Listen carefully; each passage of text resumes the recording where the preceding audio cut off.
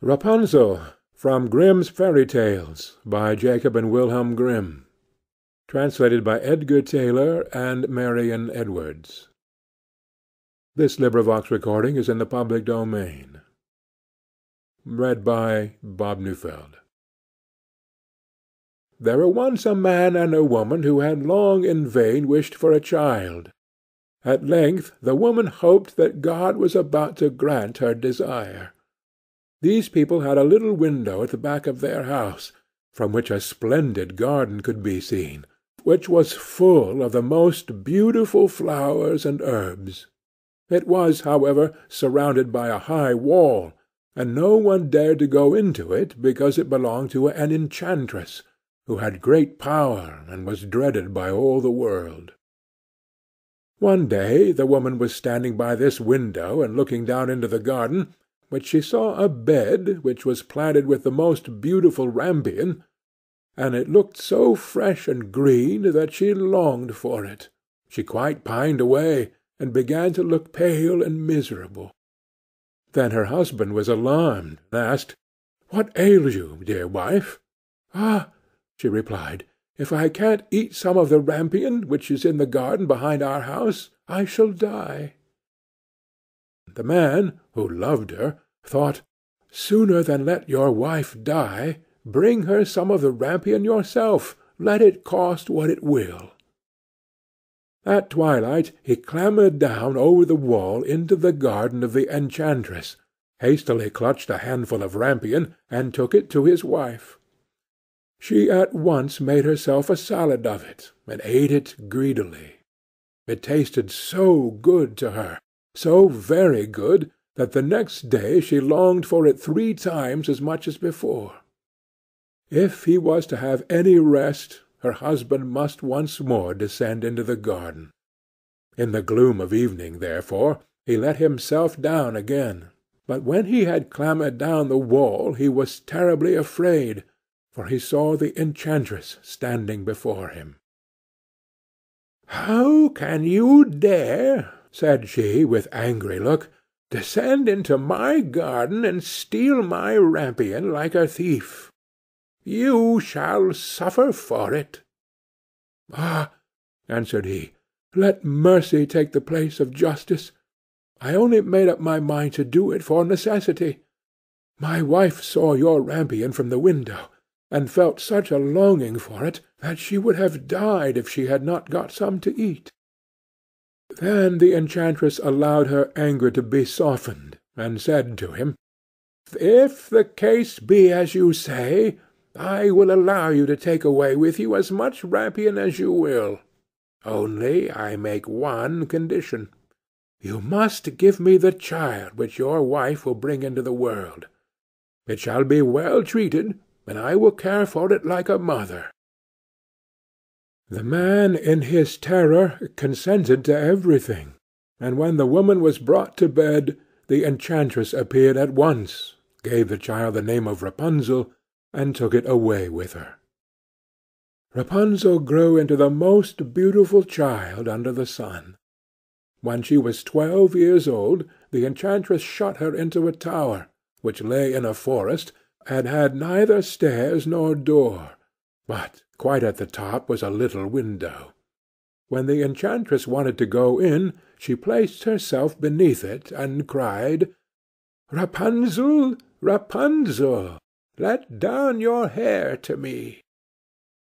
Rapunzel had magnificent long hair, fine as spun gold, and when she heard the voice of the enchantress, she unfastened her braided tresses, wound them round one of the hooks of the window above, and then the hair fell 20 ells down, and the enchantress climbed up by it. After a year or two it came to pass that the king's son rode through the forest and passed by the tower. Then he heard a song, which was so charming that he stood still and listened. This was Rapunzel, who in her solitude passed her time in letting her sweet voice resound. The king's son wanted to climb up to her, and looked for the door of the tower, but none was to be found. He rode home, but the singing had so deeply touched his heart that every day he went out into the forest and listened to it. Once, when he was thus standing behind a tree, he saw that an enchantress came there, and he heard how she cried, "Rapunzel, Rapunzel, let down your hair to me." Then Rapunzel let down the braids of her hair, and the enchantress climbed up to her. "If that is the ladder by which one mounts, I too will try my fortune," said he, and the next day, when it began to grow dark, he went to the tower and cried, "Rapunzel, Rapunzel, let down your hair to me." Immediately the hair fell down, and the king's son climbed up. At first Rapunzel was terribly frightened when a man, such as her eyes had never yet beheld, came to her. But the king's son began to talk to her quite like a friend, and told her that his heart had been so stirred that it had let him have no rest, and he had been forced to see her. Then Rapunzel lost her fear, and when he asked her if she would take him for her husband, and she saw that he was young and handsome, she thought, "He will love me more than old Dame Grethel does." And she said yes, and laid her hand in his. She said, "I will willingly go away with you, but I do not know how to get down. Bring with you a skein of milk every time that you come, and I will weave a ladder with it, and when that is ready I will descend, and you will take me on your horse." They agreed that until that time he should come to her every evening, for the old woman came by day. The enchantress remarked nothing of this, until once Rapunzel said to her, "Tell me, Dame Grethel, how it happens that you are so much heavier for me to draw up than the young king's son. He is with me in a moment." "Ah, you wicked child!" cried the enchantress. "What do I hear you say? I thought I had separated you from all the world, and yet you have deceived me." In her anger she clutched Rapunzel's beautiful tresses, wrapped them twice around her left hand, seized a pair of scissors with the right, and snip, snap, they were cut off, and the lovely braids lay on the ground. And she was so pitiless that she took poor Rapunzel into a desert, where she had to live in great grief and misery. On the same day that she had cast out Rapunzel, however, the enchantress fastened the braids of hair, which she had cut off, to the hook of the window, and when the king's son came and cried, "Rapunzel, Rapunzel, let down your hair to me," she let the hair down. The king's son ascended, but instead of finding his dearest Rapunzel, he found the enchantress, who gazed at him with wicked and venomous looks. "Aha!" she cried mockingly.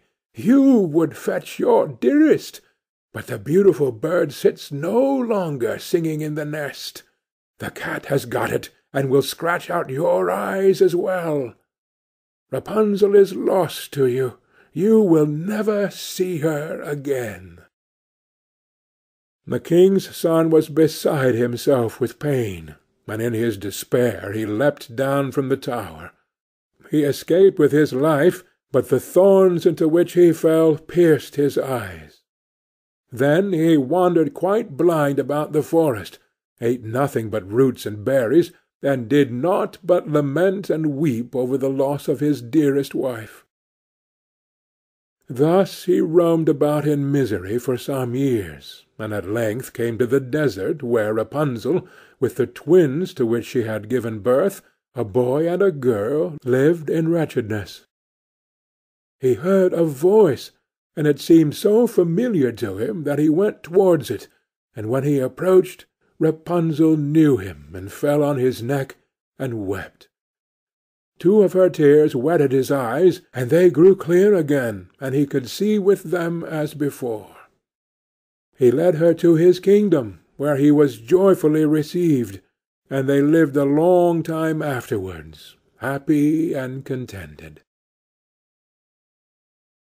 End of Rapunzel.